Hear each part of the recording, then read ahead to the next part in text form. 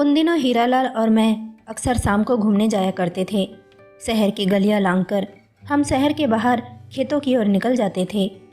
हीरालाल को बातें करने का शौक था और मुझे उसकी बातें सुनने का। वह बातें करता तो लगता जैसे ज़िंदगी बोल रही है। उसके किस्से कहानियों का अपना फ़लसफ़ाना रंग होता। ऐसा लगता जो कुछ किताबों में पढ़ा है सब गलत है, व्यवहार की दुनिया का रास्ता ही दूसरा है। हीरालाल मुझसे उम्र में बहुत बड़ा तो नहीं है, लेकिन उसने दुनिया देखी है। बड़ा अनुभवी और पैनी नज़र का आदमी है।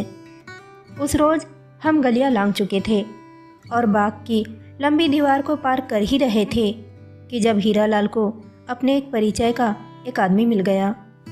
हीरालाल उससे मिलने को हुआ तो बड़े तपाक से उससे बतियाने लगा, मानो बहुत दिनों के बाद मिल रहा हो। फिर मुझे संबोधन करके बोला कि आओ मैं तुम्हारा परिचय कराऊं, यह शुक्ला जी है। और गदगद आवाज़ में कहने लगा, इस शहर में चिराग लेकर भी ढूंढने जाओ तो इन जैसा नेक आदमी तुम्हें नहीं मिलेगा। और शुक्ला जी के चेहरे पर विनम्रतावश हल्की सी लाली दौड़ गई। उन्होंने हाथ जोड़े और एक धीमी सी झेप भरी मुस्कान उनके होठों पर कांपने लगी। इतना नेक सिरत आदमी ढूंढने से नहीं मिलेगा। जिस ईमानदारी से इन्होंने ज़िंदगी बिताई है मैं तुम्हें क्या बताऊं। यह चाहते तो महल खड़े कर लेते, लाखों रुपया इकट्ठा कर लेते। यह सब सुनकर शुक्ला जी और ज़्यादा झेपने लगे। तभी मेरी नज़र उनके कपड़ों पर गई। उनका लिबास सचमुच बहुत सादा था। सस्ते से जूते, घर का धुला पैजामा, लंबा बंद गले का कोट और खिचड़ी मूछे। मैं उन्हें हेड क्लर्क से ज़्यादा दर्जा नहीं दे सकता था। जितनी देर उन्होंने सरकारी नौकरी की एक पैसे के रवादार नहीं हुए। अपना हाथ साफ रखा। हम दोनों एक साथ ही नौकरी करने लगे थे। यह पढ़ाई के फ़ौरन बाद ही कंपटीशन में बैठ गए और कामयाब हो गए थे और जल्दी ही मजिस्ट्रेट बनकर फिरोज़पुर में नियुक्त हुए थे। मैं भी उन दिनों वहीं पर था। यह बात सुनकर मैं प्रभावित होने लगा। शुक्ला जी अभी लजाते हुए हाथ जोड़े खड़े थे और अपनी तारीफ सुनकर सिकुड़ते जा रहे थे। इतनी सी बात तो मुझे खटकी कि साधारण कुर्ता पैजामा पहनने वाले लोग आमतौर पर मजिस्ट्रेट या जज नहीं होते। जज होता तो कोट पतलून होती, 2-3 अर्दली आसपास घूमते नजर आते। भला कुर्ता पैजामे में भी कभी कोई न्यायाधीश हो सकता है?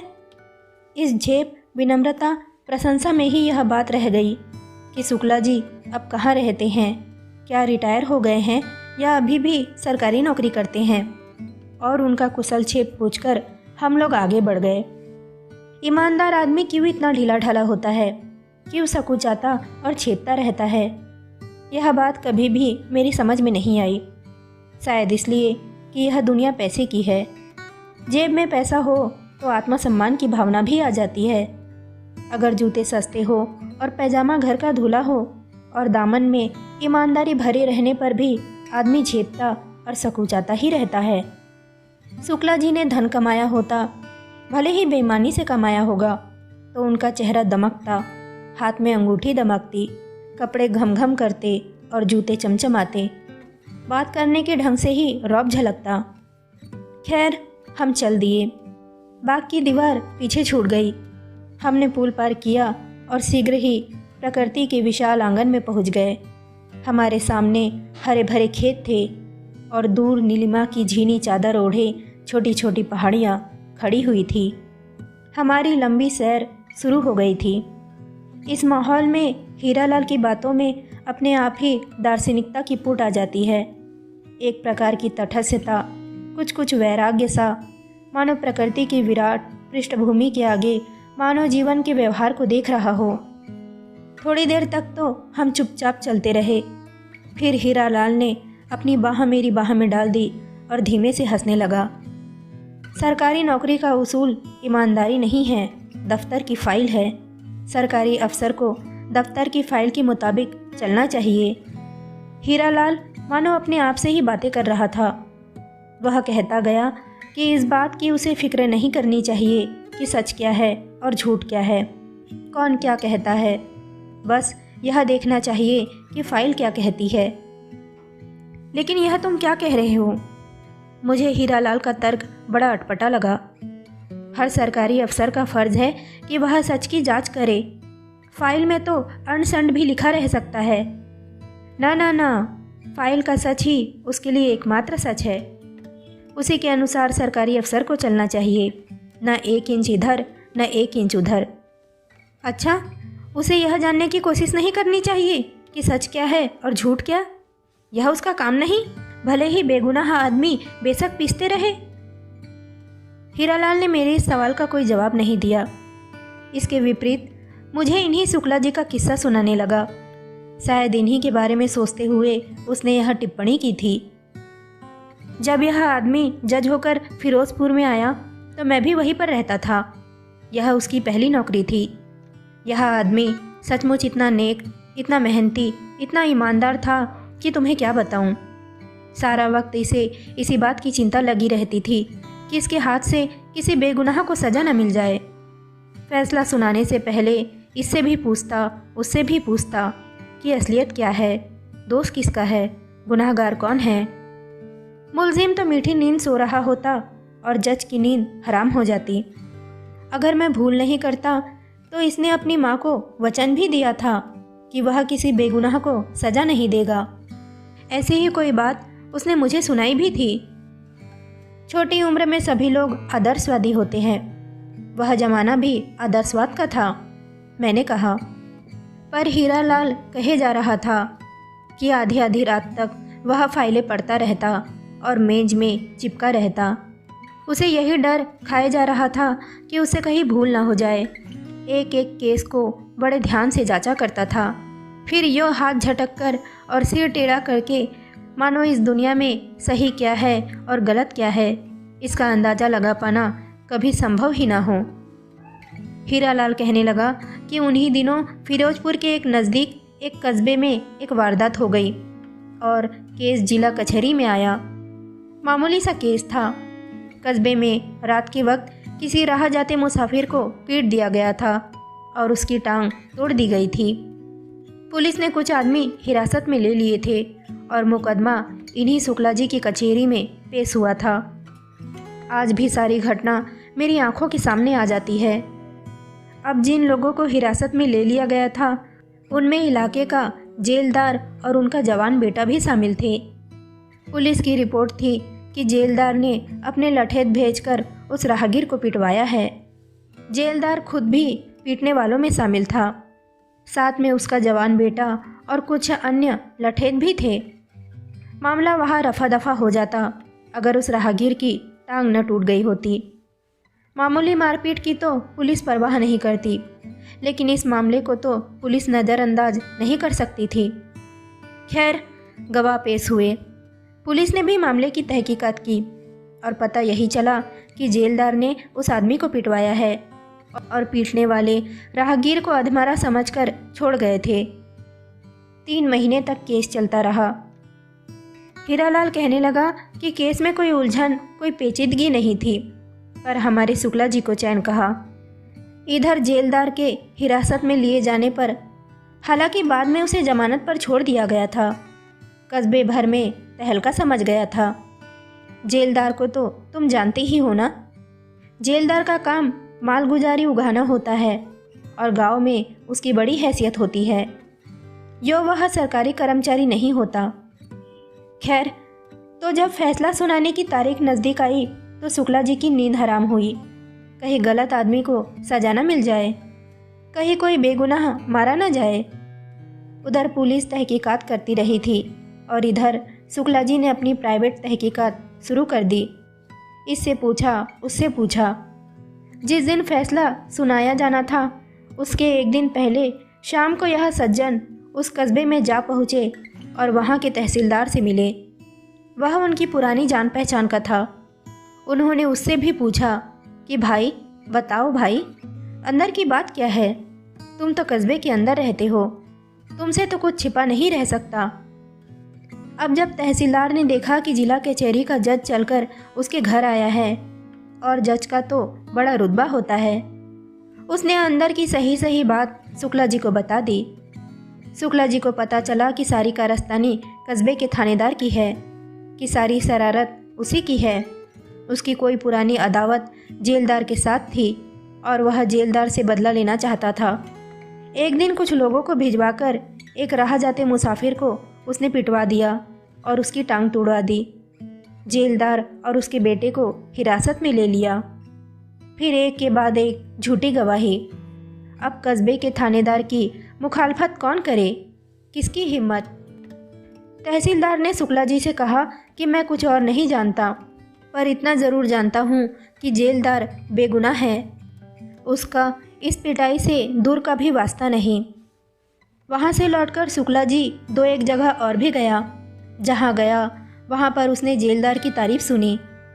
जब शुक्ला जी को यकीन हो गया कि मुकदमा सचमुच झूठा है, तो उसने घर लौटकर अपना पहला फैसला फ़ौरन बदल दिया और दूसरे दिन अदालत में अपना नया फैसला सुना दिया और जेलदार को बिना शर्त रिहा कर दिया। उसी दिन वह मुझे क्लब में मिला। वह सचमुच बड़ा खुश था। उसे बहुत दिन बाद चैन नसीब हुआ। बार बार भगवान का शुक्र कर रहा था कि वह अन्याय करते करते बच गया, वरना उससे बहुत बड़ा पाप होने जा रहा था।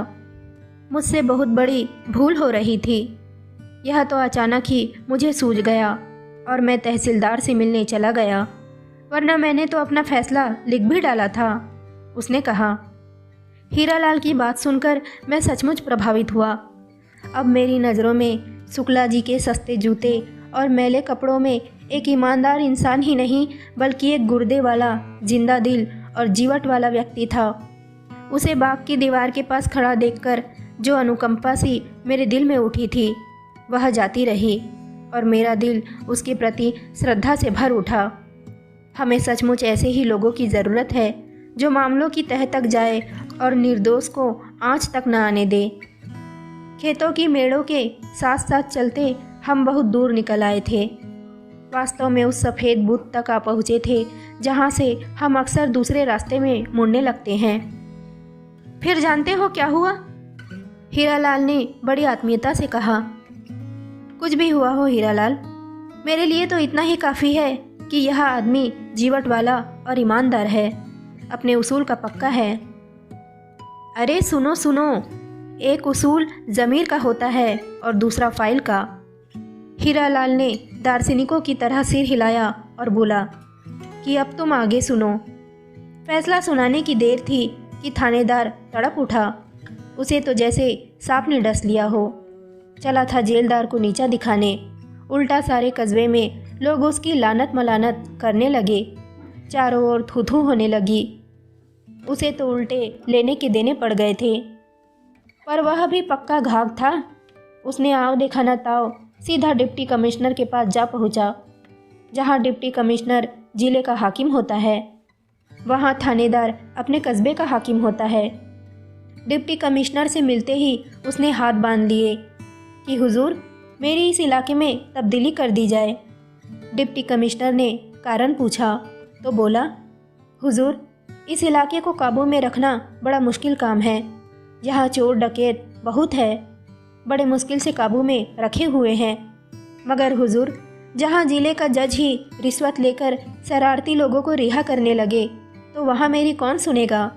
कस्बे का निजाम चौपट हो जाएगा। और उसने अपने ढंग से सारा किस्सा सुनाया। डिप्टी कमिश्नर सुनता रहा। उसके लिए यह पता लगाना कौन सा मुश्किल काम है कि किसी अफसर ने रिश्वत ली है या नहीं ली है, और कब ली है और किससे ली है। थानेदार ने साथ में यह भी जोड़ दिया कि फैसला सुनाने के एक दिन पहले जज साहब हमारे कस्बे में भी तशरीफ़ लाए थे। डिप्टी कमिश्नर ने बड़े सोच विचार कर कहा कि अच्छी बात है, हम फाइल देखेंगे। तुम मुकदमे की फ़ाइल मेरे पास भिजवा दो। थानेदार की तो बाछें खिल गई। वह चाहता ही यही था। उसने झट से फिर हाथ बांध दिए कि हुजूर, एक और अर्ज है। फ़ाइल पढ़ने के बाद अगर आप मुनासिब समझे तो इस मुकदमे की हाई कोर्ट में अपील करने की इजाज़त दी जाए। आखिर वही हुआ जिसकी उम्मीद थी। डिप्टी कमिश्नर ने मुकदमे की फ़ाइल मंगवा ली। शुरू से आखिरी तक वह मुकदमे के कागजात देख गया और सभी गवाहियाँ देख गया। एक एक कानूनी नुक्ता देखा गया और उसने पाया कि सचमुच फैसला बदला गया है। कागजों के मुताबिक तो जेलदार मुजरिम निकलता था। फाइल पढ़ने के बाद उसने थानेदार की यह मांग जायज़ लगी कि हाई कोर्ट में अपील दायर करने की इजाज़त दी जाए। उसने इजाज़त दे दी। फिर क्या, शक की गुंजाइश ही नहीं थी। डिप्टी कमिश्नर को भी शुक्ला की ईमानदारी पर शक होने लगा। कहते कहते हीरालाल चुप हो गया। धूप कब की ढल चुकी थी और चारों ओर शाम के अवसादपूर्ण साए उतरने लगे थे। हम देर तक चुपचाप चलते रहे। मुझे लगा मानो हीरालाल इस घटना के बारे में न सोचकर किसी दूसरी बात के बारे में सोचने लगा है। ऐसी चलती है व्यवहार की दुनिया, वह कहने लगा। मामला हाई कोर्ट में पेश हुआ और हाई कोर्ट ने जिला अदालत के फैसले को रद्द कर दिया। जेलदार को फिर से पकड़ लिया गया और उसे 3 साल की कड़ी कैद की सज़ा मिल गई। हाई कोर्ट ने अपने फैसले में शुक्ला जी पर लापरवाही का दोष लगाया और उसकी न्यायप्रियता पर संदेह भी प्रकट किया। इस एक मुकदमे से ही शुक्ला जी का दिल टूट गया। उसका मन ऐसा खट्टा हुआ कि उसने जिले से तब्दीली करवाने की दरखास्त दे दी। और सच मानो तो उसके इस एक फैसले के कारण वह जिले भर में बदनाम भी होने लगा था। सभी कहने लगे कि रिश्वत लेता है। बस इसके बाद 5-6 साल तक के वह उसी महकमे में घिसटता रहा और इसका प्रमोशन रुक गया। इसीलिए कहते हैं कि सरकारी अफसर को फाइल का दामन कभी नहीं छोड़ना चाहिए। जो फाइल कहे वही सच है, बाकी सब झूठ है। अंधेरा घिर आया था और हम अंधेरे में ही धीमे धीमे शहर की ओर लौटने लगे थे। मैं समझ सकता हूँ कि शुक्ला जी के दिल पर क्या बीती होगी और वह कितना हतबुद्धि और परेशान रहा होगा। वह जो न्यायप्रियता का वचन अपनी माँ को देकर आया था। फिर क्या हुआ? जजी छोड़कर शुक्ला जी कहाँ गए? फिर क्या, वह तो अध्यापक बन गया। और क्या, एक कॉलेज में दर्शन शास्त्र पढ़ाने लगा। सिद्धांतों और आदर्शों की दुनिया में ही एक ईमानदार आदमी इत्मीनान से रह सकता है। वह बड़ा कामयाब अध्यापक बना। ईमानदारी का दामन इसने अभी भी नहीं छोड़ा है। इसने बहुत सी किताबें भी लिखी है, बढ़िया सी बढ़िया किताबें लिखता है, पर व्यवहार की दुनिया से दूर, बहुत दूर।